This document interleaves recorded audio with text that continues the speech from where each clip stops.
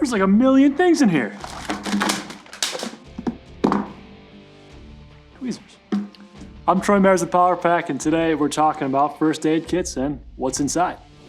Joking aside, regardless if you have a Class A, a Class B, or even a first aid kit rated by the old ANSI standard, you'll have at least 4 categories of items in your kit. Now the first category, that's your major injury category, with items like triangular bandages, gloves, and sterile pads. Now the minor cuts and scrapes category is going to be slightly different, primarily in the adhesive bandages they provide you with. You'll have a few different options in the antiseptic category. Those options include a burn dressing, eye wash, and alcohol wipes.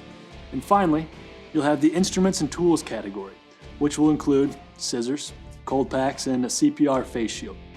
Any kits you buy should cover these 4 categories, but the more advanced kits, you'll have higher quantities and more specialized options within.